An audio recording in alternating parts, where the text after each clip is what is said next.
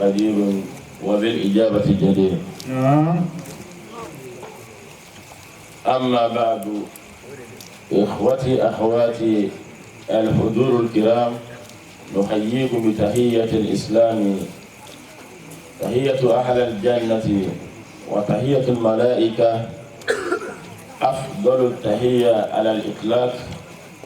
وهي السلام عليكم ورحمة الله وبركاته. وعليكم السلام ورحمة الله وبركاته ومغفرته.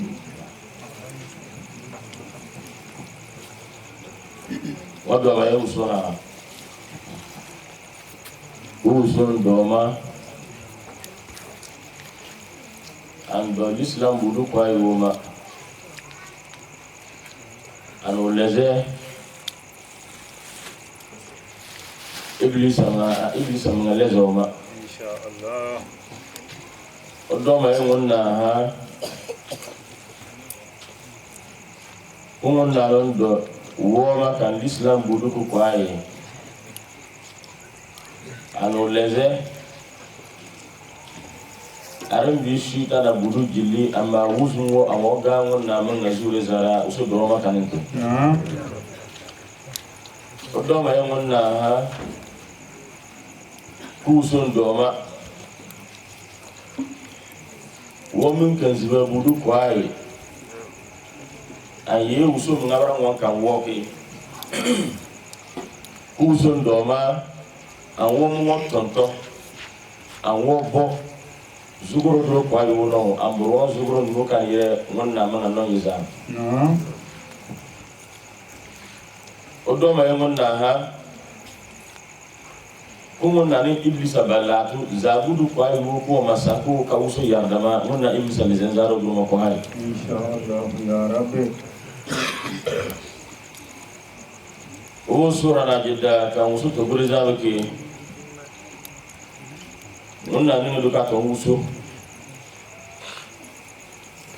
Arab rojulu Allahu jurojulu Allah, français rojulu Dieu, anglais rojulu God. wo sura na jidda ka uso kongu du to gure zabake na ne nyintare barka da kinyin tare yi usu mintu anyin tare kinyin tare yi usu mintu anyin tare abakan yi yati mintu nyin tare yo abakan yi gwani ga mintu nyin tare la kuma na nyin tare min ga usu ga wo kwa yo ni min banka ana ba usu mintu bulle usu mintu nyin tare Allah. uso nyin tare mun ga barka dawo ba to miro ni binta wo hinawo wazo yogo mbabe ntaman apure mbabe ntamasoyi nga wazo barka kana nafa atoroka mazando kuna sinizilo mbi benon taw insha Allah. muna kam nyin tare wo kwa wo ko ga nyin tana from ugwa bi na mi ogubo ido do borkiru nana ikakamira ki mngani munga yi usu munga muntu insha Allah. wala guna sura rawi ya yetu bre usu munga muntu ko boy hina antani reo aya boy munga zura ha ebi ya dore munna munga mirwani moro munga le mirwa beni ababa mirwa be ada mirwa beni abudu munga mirwa be insha Allah. izan sarakareza kunya munna munga mirwa atani da mirwa munga nam alle kuyu munga ma ebina hulu me yano antani da munga barende ebe mimbre nyinta ka ayu ki munga biodo usu mirwa ni e bonje ebe mimbre ba kusi ka ayu ki munga yi e murbe e munga minanda izan biya ko na yo usu ha kamera ku gwa bi na ni ku bokona a hadra lokom wodo ka fuzan no kom ka kundezan no u ni ro hugo u helo mo hugo kamira kusu ngani tare mga barkada zibe budu jili ku arbi na ba zibe mga birgire bako aka arbi mga misin bugude me ya tani da aba misin no bi kido misin ko mudu mga anafa bawi kenya chita onwe mga nyita ka do man ka ko e mga isire eguma adom so zibe budu jili ki fefu bore kan trega ba ke biana bozibe budu kwa yi no kido zibe ko mudu anafa ko biya ka wo yu mo bele onu uzura ka no do ka l'islam budu jili ka ni re zangabra ba bira ni rugo inshallah beja won nan barkada o lebo usobo wanda minga dukanira ayaga kum makan lebo reki ayaga kum makan barkada reki usuninga ki an taw ranyin taw yo kana ma taw ra benyin taw usuninga ki am godara am taw sa taw ra kwa yu nyor anyare jo munna nunga kanira at taw ra wi ana bon taw ra no wi nam wa munna ko do barkada usuninga du kanira azuka mijoki hinka woni kamera ko woni taka ko ke nam munna mun guriza ko mun no nam domun barkaza domun guriza ko mun mun no nam misi barkaza misi guriza ko mun mun no nam zama barkaza no mun moga ko ni taka ko ke ko mun na aminga adina bukuzi ko toda kuno fazakir fa inna zikra tanfa'ul mu'minin atoda kuno ba arasul dina mummi ibrahim go wonten biye ido toda nobi sakreza anan nafaraba sakreza bena nafaraba izan munna kam wo kwai wo ko woni tallana usun sakreza so mo hiru sakreza ni dukani da wo masa ungun na miro mun azano wasika ya tasiriki wasika menga wutar siriki wasika menga gurebo siriki wasika arha ni dukani da ayyin kan wannan menga ya da yake nam izan munna barka darajo ka munna menga lebo jawki wo bole ye wusu kon wudu ha uyo sra yengunna ha jinjeni do kanira a busu dunya na kan butini ki tutumaro gabe wo jinje kan do yengunna ha ko na ka Fatima fi baba uyo ye usu ha ko na ka Ruqayyah baba Zainab baba Kulsum baba Abdullah baba Qasim baba Ibrahim baba ومنذ محمد صلى الله عليه وسلم رسول الله كان بعثت لأتمم مكارم الأخلاق usobi awanyo zugumunga kwa yu kuna munga na da bani da zugumunga be antani da munna nabiya madindi wa zoro kana baraka ya kishinyo zugumunga udro ta gurura a zugumunga udro kwa yu alli duzala wa awon nabiya ma bulle jogba kana kan zugumunga ba kibina sa aw nabiya masi ebe dama kiana gwabanta ye azugo menga antane le zugo menga sanzani na fara dunya na we Allahu akbar biya ka mun na ila alquran no laqad kana lakum fi rasulillahi uswatun hasanatun liman kana yarju Allah wal yawmal akhir a munna rasul bawoni zugumanga buru kwayo adoro zugumanga kwayo amakiyaje ne zugumanga buru kwayo akom kamira ke wo arim biro nudur ganira wo mo ngoye nabiya menga bolle jawbi ko won diga mengama o mo ngo zugoro banka burga rasulma o mo ngo zugoro o banka wonna ya kare wo zugu buya buru jili wonna biya ma zugu mo ngo sa wa suba ya inshallah ya rabbi amina ya rabbi bijo wo yada zama bon kwai ana singara sa bergo moro rajili amor puri kana gandrao amoro bergo asuri zanora kwai bergo tino kangare tino kwai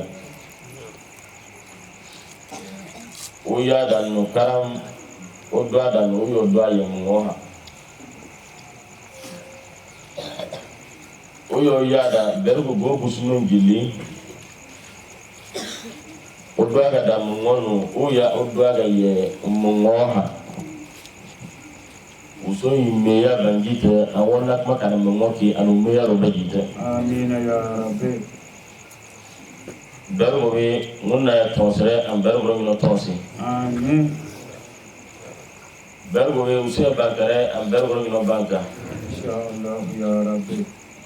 bergo be uso ya ganko am bergo no kwai wo le ganko amin ya rabbi fitna buru jili kana le kare okora uso ya busura na gara inshallah ya rabbi ba buru jili anta yere aleta kai sama ka ko fitna ko munna dondora ka ga ko makan dondoke inshallah ya kadana yo ana ga ko makan dondoke we ana ga ko makan ko munna mo buru so be kala bergo tombono inshallah ya rabbi alquran karimiro usain ban yobo amin dina dono usain ban yobo amin ya rabbi ya rabbi quran karimiro usain karina donga mo quran karimiro na me inshallah bergo moro usain karina donga bergo moro na me inshallah usain karina alka moro na ko tisio na me inshallah inshallah ta'ala inshallah bijo kuchen kono kanira ngona mangaba unema yorore jinnaw ko he umungo kana manga kanu udanyo ki usuka an sunai susara nasoro nema amin ya rabbi rasul sallallahu alaihi wasallam angonna nanda kwayo adumunga nanda budu jili kuso dana nanda bana manguso nanda atara hokana brahma hoki adumunga we ben nabiyama sallallahu alaihi wasallam rasul sallallahu alaihi wasallam amanga ngonna amanga baduro kwayo anyaga amanga ngonna naba usumu nga nuro kwayo munga nyegere ambakara munga nuro munga bo antara kambra makana ndabani azara ndabani ananda buru jili kwai tubi gane do ina doyi ana ndaba from rasul sana sawraba ewi ka mo ki ka wo ko kwayo nanda buru jili rasul ko sallallahu alaihi wasallam angun na menga noye kamira ki rasulun bure khatam al anbiya wa imam al mursalin tuntuma kwayo allen busa abolle jaw tuntuma ba tawsere mun na nan bakara ne mun menga ki min tadi tane to ka woma ane mun menga min bre ba nyenta ya ajina ewenji tuntuma ko mu dum nga jesa ambagare ayebe busuha kamire ki ya jazai ma indo do tumtumoro numo yemunna kamire kayi sinda muhammad jazai munna na kawo tutuwa ni mo munna ha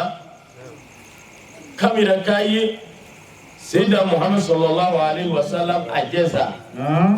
usuna kan mu ha bakara kayo bi na yaha nano na yaha go go zano na yusuha kusuna mimbre banyin taya